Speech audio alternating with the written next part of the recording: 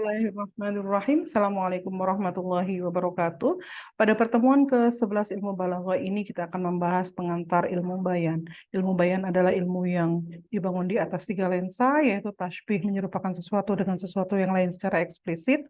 Yang kedua adalah majas, yaitu menggunakan kata di luar makna yang sesungguhnya karena adanya qarinah yang menghalangi makna asli. Yang ketiga adalah kinayah atau kiasan. Mengapa ilmu bayan itu menjadi penting? Karena dia adalah ungkapan secara tidak langsung yang dibangun di atas imajinasi dan mampu memberikan pengaruh kepada orang yang mendengar pernyataan tersebut. Contohnya adalah ayat Mathalul ladzina yunfikuna amwalahum fi sabilillah. Perumpamaan orang yang menginfakkan hartanya di jalan Allah itu diserupakan seperti habbatin ambatat sab'a sanabila fi kulli sumbulatin mi'atu habbah.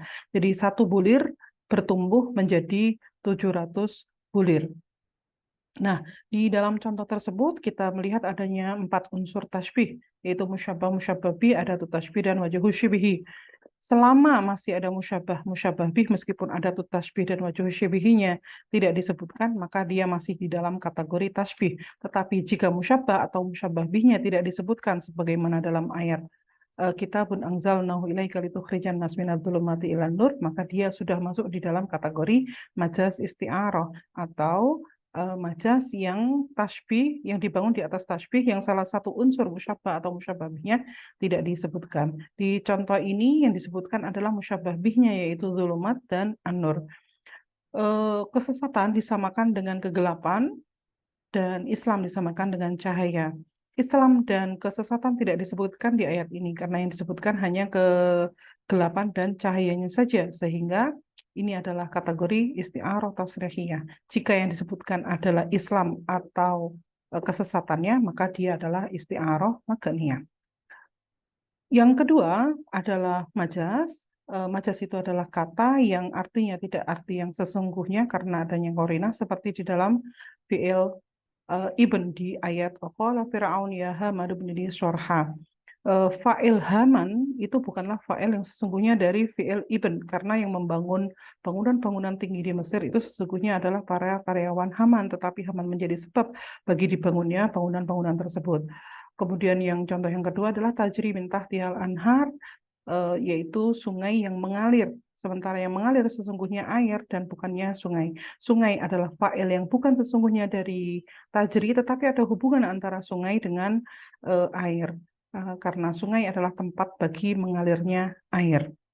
Jika fi'il disandarkan pada fa'il yang bukan sesungguhnya karena adanya hubungan antara yang disebutkan dengan yang tidak disebutkan, maka dia adalah majas akli. Tetapi jika kata tersebut tidak berhubungan dengan fi'il atau kata tersebut secara umum, maka dia kategorikan sebagai majas mursal. Seperti contoh, rizqo di dalam wa yunazzilu lakum minas sama'i rizqo. Rizqo menjadi musabab bagi air yang hujan yang diturunkan dari langit. Atau kata rokobah di dalam kata wa man qatala mu'minan qata'an fatahriru raqabatin mu'minah.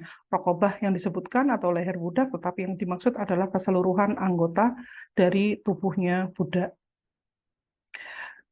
Yang ketiga adalah kinayah. Kinayah itu adalah satu pernyataan yang dia memiliki makna literal dan makna lazim atau makna yang tidak sesungguhnya atau makna kiasan yang lekat dengannya. Contohnya adalah fulanun kathir rahmat. Orang itu adalah orang yang penuh dengan abu, banyak abunya. Kata banyak abunya itu mungkin bisa saja dia memang wajahnya berabu, ada banyak abu di wajahnya atau di tubuhnya. Tetapi yang dimaksudkan di pernyataan tersebut atau makna lazimnya bukanlah makna literal banyak abu yang menempel, tetapi sesungguhnya adalah lazimul makna, yaitu orang yang dermawan. Nah, dengan mempelajari ilmu bayan, kita akan melihat bahwa sebuah pernyataan itu bisa saja ringkas dan dia mampu memvisualisasikan sesuatu yang abstrak dan dia juga mampu memberikan pengaruh yang kuat bagi psikologi orang yang mendengarnya.